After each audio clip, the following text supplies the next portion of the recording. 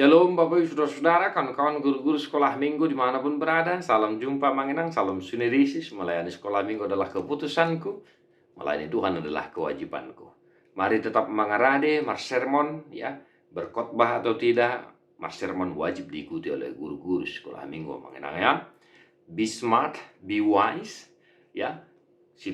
Sikapi situasi pelayanan sekolah minggu di gereja kita masing-masing dengan bijaksana Manginang, ya. Dan mari kita sermon, kita sudah memasuki minggu pertama di bulan 8 dan jaminan sekolah minggu 2 Samuel 12 ayat 7 sampai ayat 14.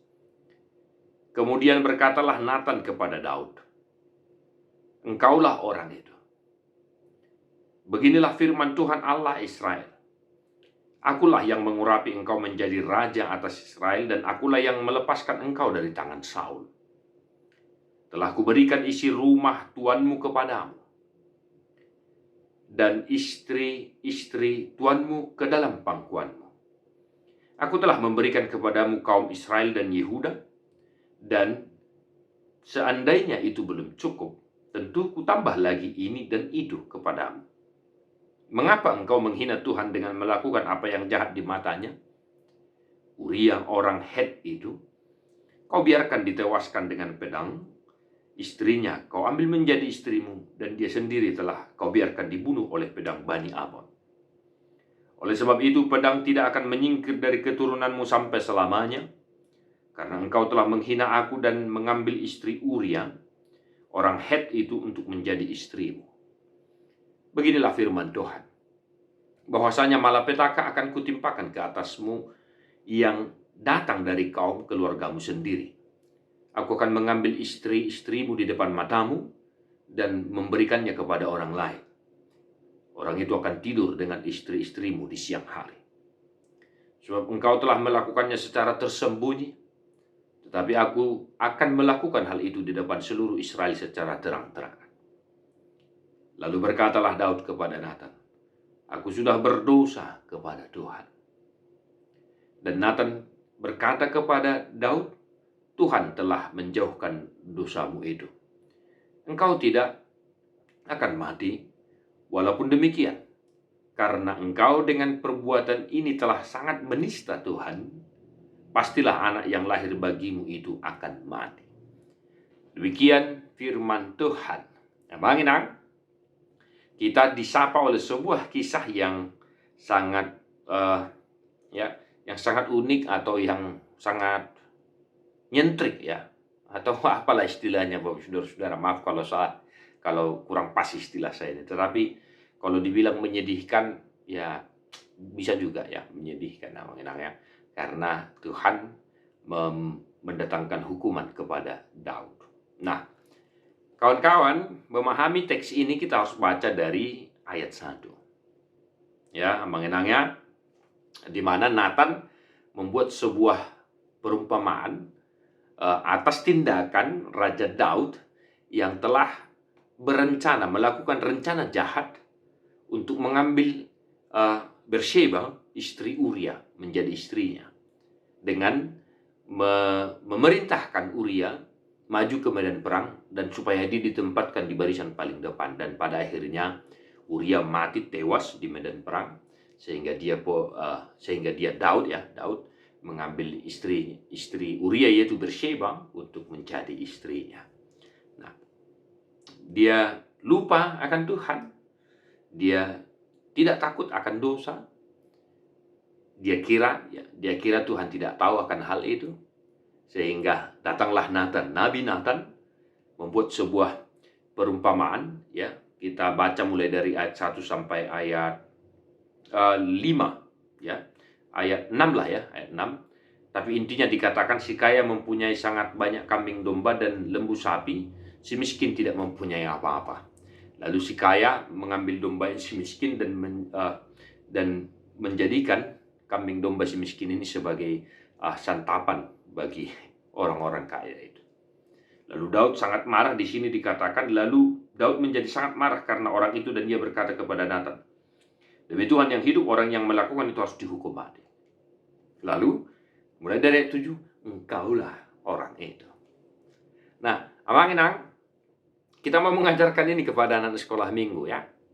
Nah, saya juga agak berhati-hati ya dalam menjelaskannya. Dan saya harap kawan-kawan juga supaya mengkisahkan ya kisah ini dengan hati-hati juga ya. Kita boleh menceritakan awal mula kenapa Tuhan marah kepada Daud ya, tetapi ceritakan kembali kisah ini dengan bagus ya, dengan cerita yang sederhana supaya anak-anak sekolah minggu secara khusus Sorong 3, supaya anak-anak itu memahami kenapa Tuhan marah kepada Daud. Nah, ya mengenangnya. Dan apa pesan yang mau kita sampaikan dari kisah ini? Yang pertama, kita mau ingatkan anak-anak sekolah minggu kita, jangan melakukan dosa. Ya. Jangan melakukan dosa. Mungkin anak-anak kita itu sudah tahu berbohong. Ya. Mereka sudah tahu berbohong, ngeboto begabus. Cuman kita mau ingatkan, sepandai-pandainya kita berbohong, sepandai-pandainya anak-anak itu berbohong, ya Tuhan tahu semua itu. Nah, ini dia pesannya mengenangnya. Maka yang mau kita inginkan, kita ajarkan adalah supaya anak-anak Tuhan itu tidak melakukan dosa yang membuat hati Tuhan sedih. Ya. Kita tidak usah panjang lebar membahas dosa-dosa yang dosa-dosa yang telah dilakukan oleh anak-anak misalnya ya. Kita tidak usah banyak misalnya, kita boleh tanya ya, tetapi tidak usah panjang lebar lah. Pesannya hanya satu. Anak-anak sekolah minggu jangan berbuat dosa. Jika seandainya dia berbohong, Tuhan tahu apa yang dia lakukan.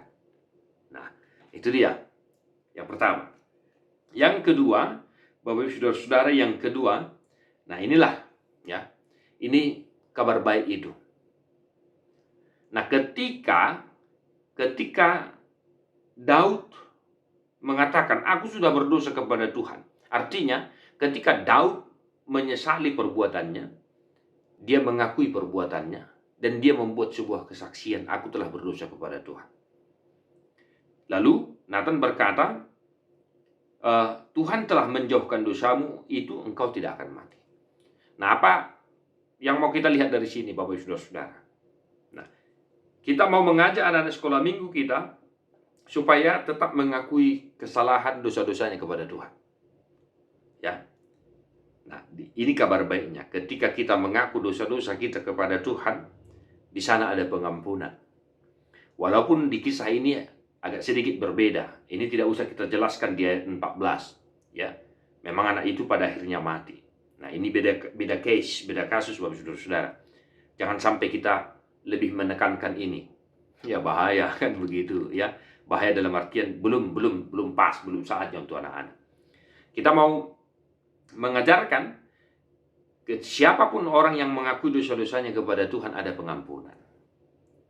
Nah, jadi jangan lupa supaya kita ingatkan anak sekolah minggu kita itu untuk tidak berbuat dosa.